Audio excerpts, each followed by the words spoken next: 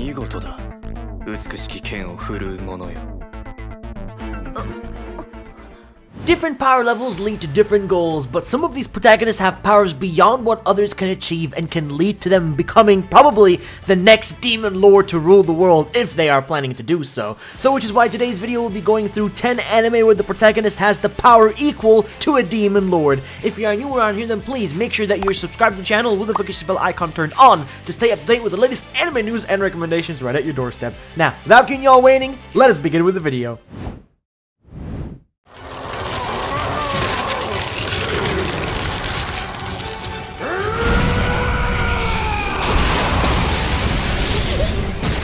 We kick things off with a list, beginning with an anime called Laughing Under the Clouds, and this is quite a rare breed of a series, if I must say. I say this for its ability to just tell a story guided by events of the past, with a greater focus for the future. Taking place in the present time with a trio of brothers, they have the duty of ferrying convicted criminals as a result of high levels of crime rate. That's the least of their concern, though, as we find out a malevolent legend known as the Orochi that lurks from the past. Should you even call it a legend? It's known that for, every 300 years, the Orochi will reincarnate to bring forth destruction. Brace yourselves, ladies and gentlemen, for a story of the fantasy coming of ages.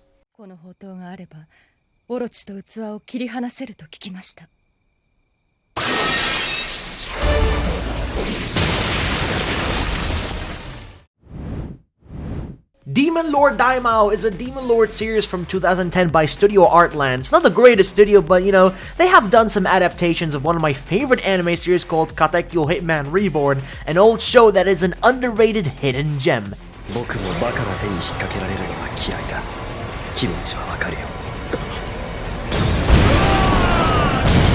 Demon King Daimaou tells a story of a transfer student who suddenly is said to become the next Demon Lord due to his immense power, which led to a lot of conspiracy and the attraction of tons of female characters towards him for being the only strongest student in the academy. What I love about this show is that it just has a badass protagonist, Akuto, the cool twists in the events that take place. It's a very fun watch, to be honest. Minus the ecchi stuff, though, there are quite a bit of them present because, it's a harem series, but I'm sure you guys will still very much enjoy it.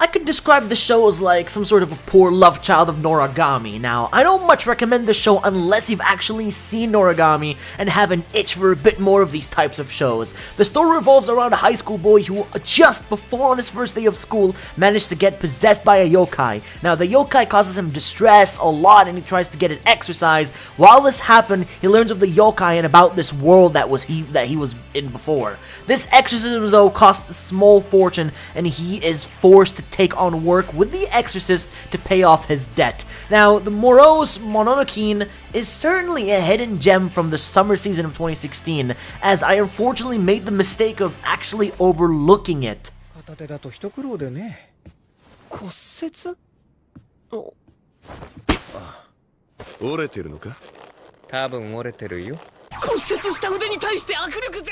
If you're a comedy fan, then this show, the show would be a treat for you with its crude humor and running gags that are recurring throughout. Although, it did turn less comedic in the later half when things take a more serious turn to them.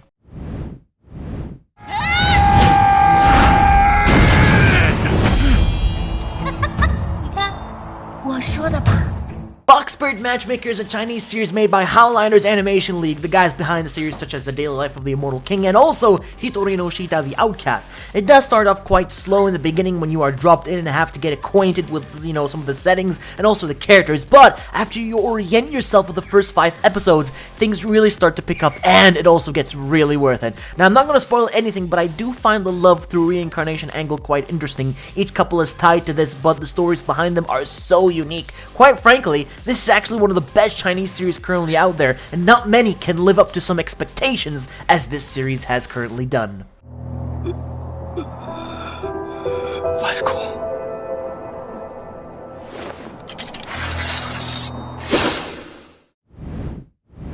Now probably asking yourself, when picking up this anime, will this make me laugh so hard I can't breathe? The simple answer is actually yes. And let me explain just why.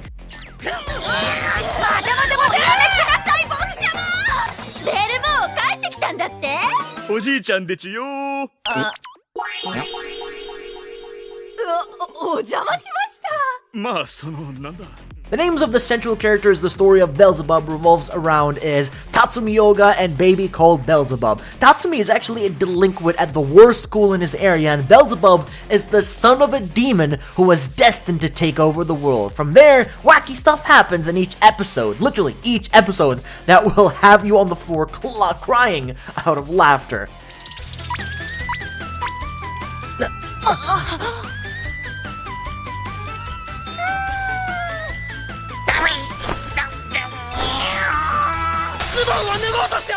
Honestly, I would probably say that the story is less of importance than, how the characters were executed, since it is a comedy series. But however, before watching Beelzebub, I didn't think that this anime could be so funny that I would consider it an absolute masterpiece. Sad to see that it's quite underrated, but trust me, it's honestly one of the best series that you cannot be missing out on.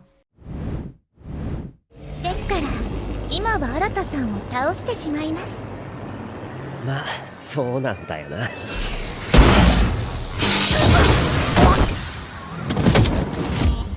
The main character of Trinity Seven, for once, is not as dense as a brick, which already puts him ahead of the majority of other harem leads. Now, Arata, the main protagonist, is a powerful and competent character, so he doesn't have to be protected by the girls all the time. He's also quite perverted, but, and it's sometimes refreshing to see him handle the inevitable ecchi situations with humor and honestly, instead of stuttering apologies. Most of the girls are rather likable as well, from the prudish and easily embarrassed Lilith to the mischievous and confident Levi, who develops certain feelings with the main character and even goes along with his perverted jokes. Their interactions with Arata and each other are usually quite entertaining. Violent tsundere tendencies, while present in one or two characters, are thankfully toned down. Oof, tsunderes can get really spicy sometimes. But Trinity Seven is an otherwise average harem carried by an awesome male lead and charming female characters.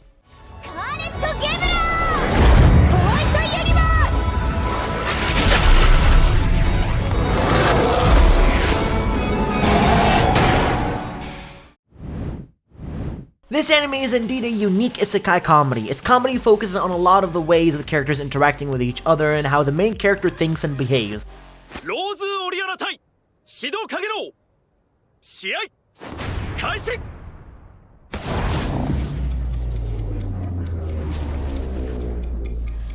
The protagonist, Sid, wants to become the Eminence In Shadow, which he couldn't really accomplish in the real world, thus gaining new powers in isekai allows him to be just a step ahead of everyone else. Harem, you say? Well, you just asked for it, because there's a lot of girls working for him, taking down the evil secret organization that get in the way of Sid's plans, and it's just so badass to see this man in action whenever he gets his chance. But keep in mind that this anime does have a little bit of a confusing start, but it gets exponentially better as we get into the other world and also get introduced to a lot of the cool characters and future plans for Sid. Studio Nexus so far are doing a great job with this anime adaptation, and I'm so happy to be watching it.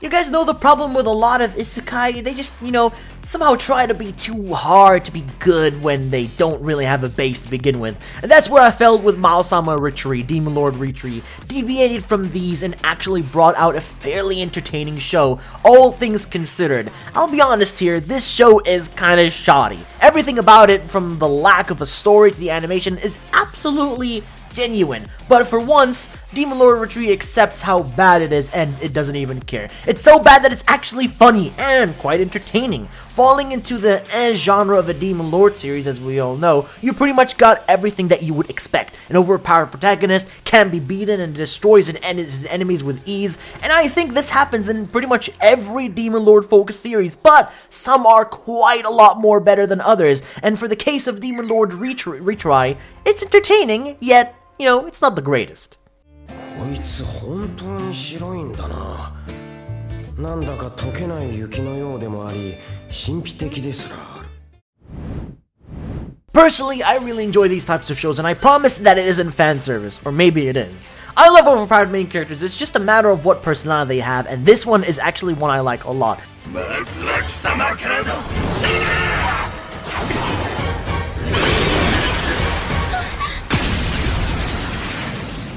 The main character has been socially disconnected his entire life and has no interactions with other than NPCs using his game persona. This leads to funny moments and surprisingly good reactions that aren't standard for typical lead male roles. It really is the main character that truly determines if the show is actually good or not. The series is made by Studio Ajiado in 2018, and there's actually progressive plot story and subversion plot points that are so predictable yet so satisfying to watch. It's like you're watching an actual playthrough of the game itself.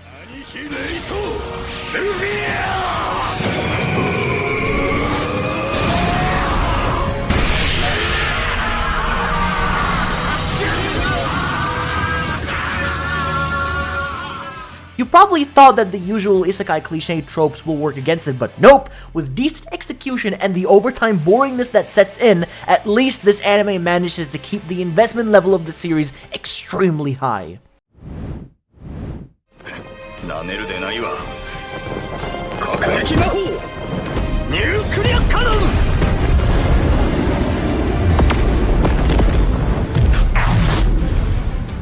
And now finally, to end this list off, I'm recommending to you all is that time I got reincarnated as a slime. Still, to this day, one of the best isekai anime series that you can watch about a guy getting reincarnated to what looks like a weak slime, but it turns out that he's actually pretty overpowered to the point where even becoming a demon lord himself when achieving certain requirements that come way later in the series. Even as an isekai show established with such powerful protagonists, its characters cast, shouldn't be overlooked at all. We meet a variety of characters with colorful personalities during Rimuru's adventures. Some of the most noticeable ones includes all of his allies such as Shion, Shuna, Gobuta, Benimaru, and Ranga, and later on, Demon Lord Milim. Through Rimuru's character interactions, it's so easy to see how his charisma inspires others. It is so satisfying to watch this anime and go through this big adventure following Rimuru on his journey to make his dreams a reality.